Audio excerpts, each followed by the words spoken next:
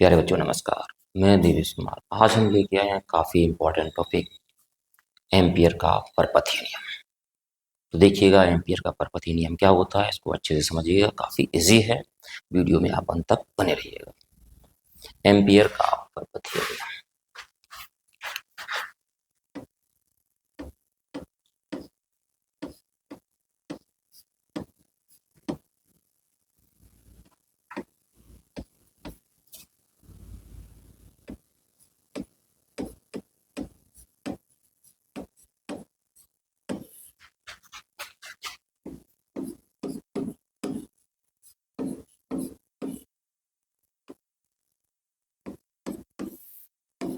Ampere का परपथीय नियम काफ़ी इम्पोर्टेंट है।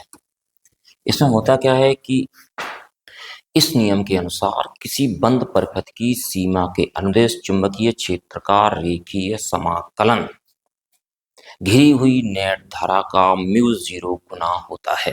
जिसे मैं समझा देता हूँ, जैसे हमारे पास कोई एक लूप है या कोई बंद परपथ है,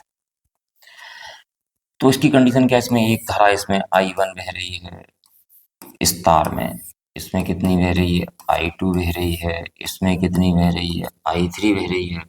तो उसने कहा चुंबकीय क्षेत्र का रेखीय समाकलन, तो रेखीय बंद परपथ है तो इसलिए हमारे पास चुंबकीय क्षेत्र का रेखीय समाकलन उस पथ द्वारा घिरी नेट धारा का म्यू जीरो गुना होता है। बात आती है नेट धारा की। नेट धारा में क्या होता है, जैसे हमारे पास एक तार, इसमें धारा कितनी है I1 है, इसमें कितनी है I2 है, इसमें कितनी है I3 है। तो यहाँ पे सिग्मा आई लिख दिया जाएगा। सिग्मा आई का आशय आपका ये रहेगा, अगर धाराएं एक दिशा में है तो सारी जुड़ जाएंगी। अगर I1 ऊपर की तरफ है और I2 किस तरफ है, नीचे की तरफ है, तो हमारे पास नेट धारा कितनी हो जाएगी I1 माइनस I2। यदि धाराएं विपरीत दिशा में होती हैं तो एक में से दूसरी धारा घट जाती है, अगर एक ही दिशा में होती हैं तो धाराएं क्या होती हैं आपकी, जुड़ जाती हैं। चलो आप देखिएगा।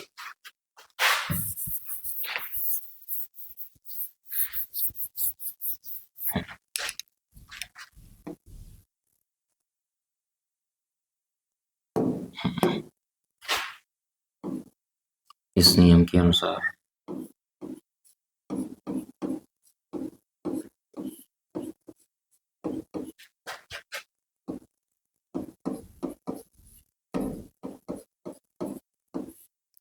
किसी बंद परपथ की सीमा के अनुदिश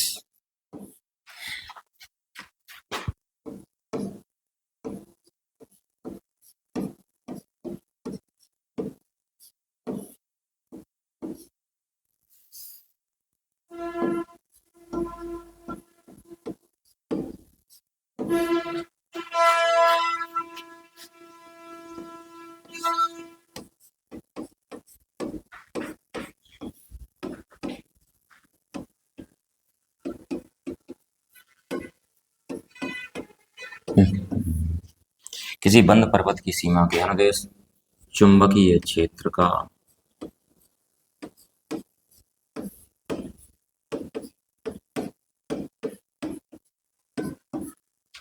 रेखीय समाकलन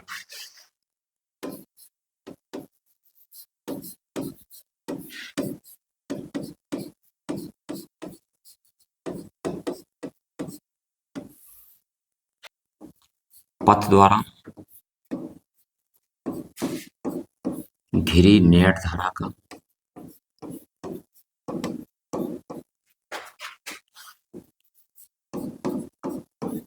का म्यू जीरो गुना होता है।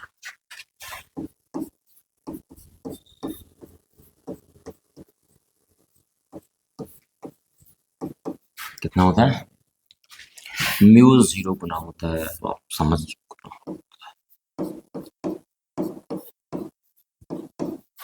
क्या रहा स्टेटमेंट कि इस नियम के अनुसार किसी बंद परपथ की सीमा के अनुदिश चुंबकीय क्षेत्र का रेखीय समाकलन उस पथ द्वारा घिरी हुई नेट धारा का कितना होता है, म्यू जीरो गुना होता है।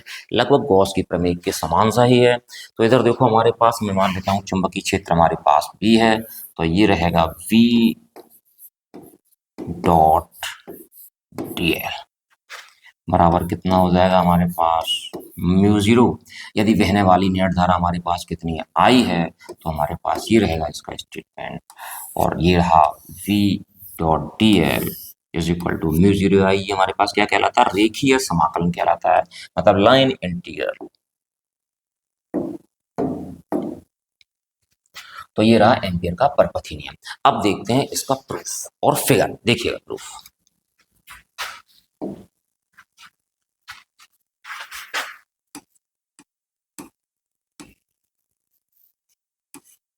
प्रूफ फिगर बनेगा इसका। चलो फिगर बनाते हैं पहले।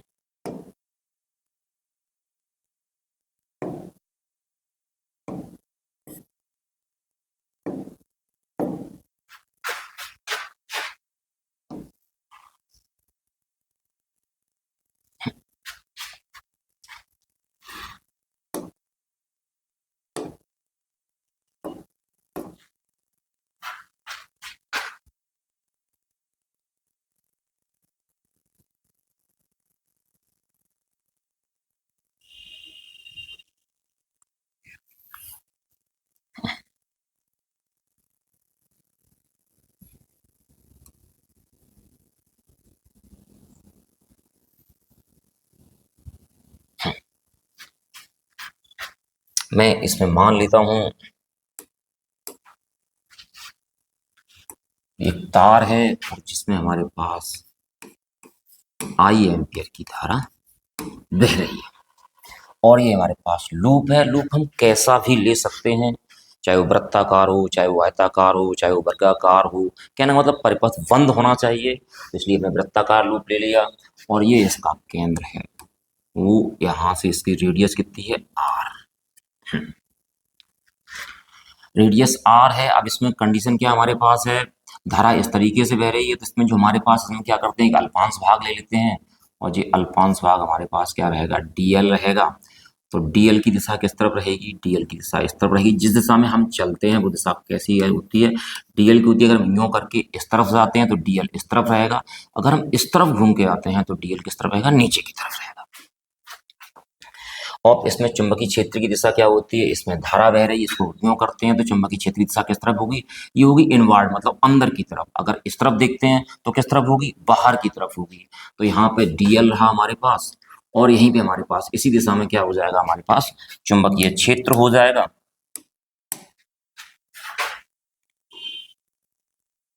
यहीं पे हमारे पास क्या रहा, चुंबकीय क्षेत्र। हाँ, तो हमारे पास कंडीशन रही बी और डी एल दोनों की दिशाएं कैसी होंगी, हमारे पास सेम होंगी। अगर हम चाहें तो इस तरफ ले आए तो डीएल इस तरफ हो जाएगा, और इस तरफ से आते हैं तो बी हमारे पास किस तरफ हो जाएगा, इस तरफ हो जाएगा। अगर इस तरफ हो जाता तो हमारे पास एंगल कितने का हो जाएगा, 180 का हो जाएगा। एंगल कितने का हो जाएगा बेटा, 180 का हो जाएगा। तो बी डॉट डी एल हो गया। जी पॉइंट हमारे पास पी रहा, और जी केंद्र क्या रहा हमारे पास, ओ रहा। मानो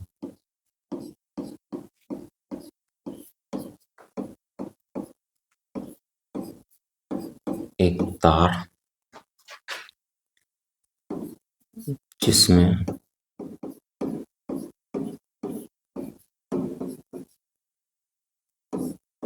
आई एम्पियर की धारा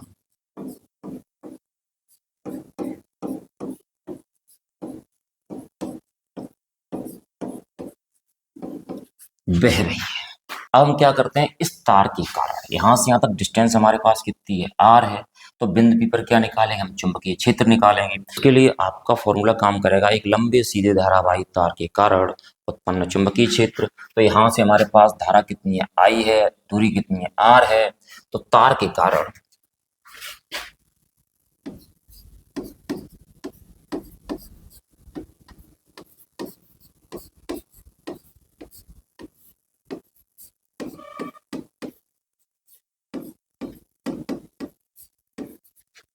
बिंदु पी पर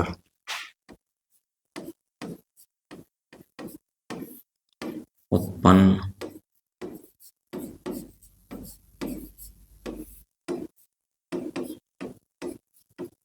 चुंबकीय क्षेत्र, चुंबकीय क्षेत्र V बराबर हमारे पास क्या होता है, V बराबर होता है म्यू जीरो अपॉन 2 पाई और I upon R. Equation number हमने कौन सा बना दिया, फर्स्ट बना दिया।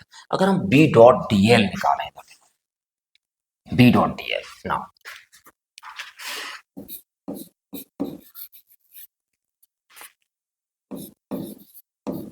B dot D L. अच्छा ए डॉट बी हमारे पास क्या होता है, ए डॉट बी हमारे पास होता है ए वी कॉस थीटा। तो बी डॉट डी एल हमारे पास कितना हो जाएगा, B D L cos theta हो जाएगा। तो हमारे पास कितना हो गया, V D L cos theta. लेकिन दोनों की दिशाएं वी और डी एल दोनों दिशाएं कैसी हैं, सेम है। जब दोनों एक ही डायरेक्शन में, इनके बीच का एंगल कितना हो जाएगा, इनके बीच का एंगल हो जाएगा 0। तो but theta is equal to हमारे पास कितना है, 0 है। तो v डॉट डी एल हमारे पास कितना रहेगा, v D L cos 0, cos 0 value कितनी होती है, 1 होती है। तो हमारे पास हो गया v डी एल। तो b डॉट डी एल बराबर हमारे पास कितना हो गया, v D L. Equation number हमारे पास क्या रहा, सेकेंड। अब हमें करना क्या है कि एम्पियर के परपति नियम का सत्यापन करना है। तो हम उसकी ले लेते हैं LHS नाम।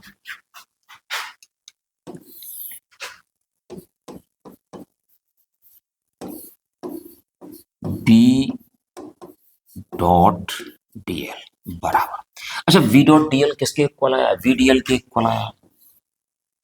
तो बी डी एल, बी का मान रखने पर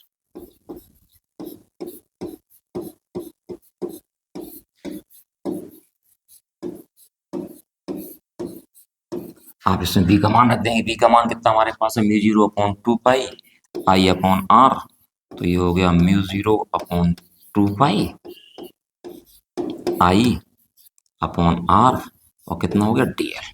कॉन्स्टेंट बाहर निकाल लिया हमने, तो क्या रहा हमारे पास, mu 0 upon 2 pi I upon R, और कितना हो गया डी एल। डी एल का मतलब इस लूप की संपूर्ण लंबाई, और लूप की संपूर्ण लंबाई का मतलब लूप की परिधि। और लूप की त्रिज्या हमारे पास कितनी है, लूप की त्रिज्या हमारे पास r है। तो लूप की परिधि कितनी हो जाएगी, परिधि होती है 2 पाई r। तो हमारे पास यहाँ देखिएगा, बट